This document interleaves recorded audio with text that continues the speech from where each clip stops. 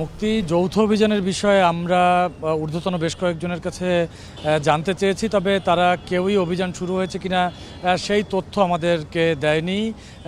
সেনাবাহিনী, শিল্পাঞ্চল পুলিশ এবং র্যাবের সমন্বয়ে একটি এখানে যৌথ অভিযান পরিচালনার কথা বলেছিলেন স্বরাষ্ট্র উপদেষ্টা, তবে সেই বিষয়টি নিয়ে কিন্তু এখন পর্যন্ত সেটি শুরু হয়েছে কিনা আমাদেরকে কেউ জানেনি। তবে আজকে আমরা এই আশুলিয়া এলাকায় দেখতে পেরেছি যে কোনো ধরনের শ্রমিক বিক্ষোভ নেই। আমি এই মুহূর্তে রয়েছি ঢাকা ইপিজেডের সামনে। ঢাকা ইপিজেডের ভেতরে যে কারখানাগুলো রয়েছে সেগুলোর অধিকাংশ কারখানার কার্যক্রম স্বাভাবিকভাবে চলছে বলে আমাদেরকে ইপিজেড সংশ্লিষ্ট যারা রয়েছেন তারা জানতে চেয়েছে। তবে এই রাস্তাটি অর্থাৎ বাইপাইল, এইদিকে পলাশ বাড়ি থেকে শুরু করে অন্যান্য যে এলাকাগুলো রয়েছে এবং সেই এলাকার যে একদম প্রধান সড়কের পাশে যে কারখানাগুলো রয়েছে সেসব কারখানায় সামনে আমরা দেখেছি যে নোটিশ টাঙিয়ে দেওয়া হয়েছে যে কারখানা বন্ধ, এবং তাদের কাছে আমরা জানতে চেয়েছি, তারা বলেছেন যে নিরাপত্তাজনিত কারণে মূলত কয়েকটি কারখানা বন্ধ করা হয়েছে, যেহেতু গতকালকে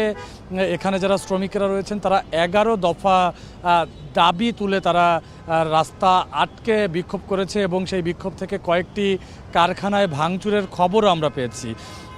আজকেও আমরা যাদের দেখতে পেয়েছি তাদেরকে জিজ্ঞেস করেছিলাম যে তারা কেন আন্দোলন করছে। সেক্ষেত্রে তারা বলছেন যে যেহেতু পোশাক কারখানায় নারী শ্রমিক নিয়োগের একটি সংখ্যাধিক্য রয়েছে, সেই সংখ্যাটি তারা কমাতে চায়। তারা চান পুরুষ যারা রয়েছেন তাদের আরেকটু বেশি নিয়োগ এবং একই সঙ্গে দৈনিক মজুরির বোনাস তারা চাচ্ছেন, এবং একই সঙ্গে যারা আন্দোলন করছেন তাদেরকে যেন পরবর্তীতে কোনো ধরনের হয়রানিমূলক ব্যবস্থা তাদের বিরুদ্ধে না হয় সেই প্রতিশ্রুতিটিও তারা চাচ্ছেন। এবং একই সঙ্গে আমরা দেখছি যে আইন শৃঙ্খলা রক্ষাকারী বাহিনীর সদস্যরা এই ঢাকা ইপিজেডের সামনে নিয়োজিত রয়েছেন। এছাড়া সেনাবাহিনীর সদস্যরা এই প্রধান যে সড়কগুলো রয়েছে সেই প্রধান সড়কগুলোতে টহল দিচ্ছেন। একই সঙ্গে শিল্পাঞ্চল পুলিশ যারা রয়েছেন, শিল্পাঞ্চল পুলিশ এবং র্যাবের সদস্যদেরও আমরা দেখছি। তবে সকাল থেকে এখন পর্যন্ত কোনো শ্রমিককে আমরা রাস্তা আটকে রেখে বিক্ষোভ বা সড়ক অবরোধের মতো ঘটনা আমরা এখন পর্যন্ত দেখিনি। যেহেতু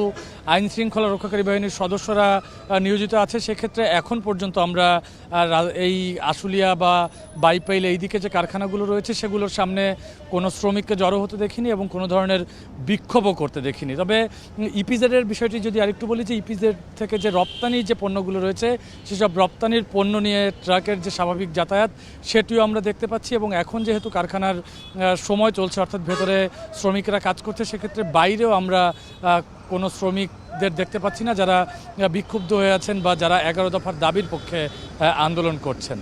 এই ছিল আশুলিয়া থেকে আমার কাছে সবশেষ। আমাদের সঙ্গে আশুলিয়া শিল্পাঞ্চল এলাকা থেকে যুক্ত ছিলেন সহকর্মী রকিবুল রাহাত।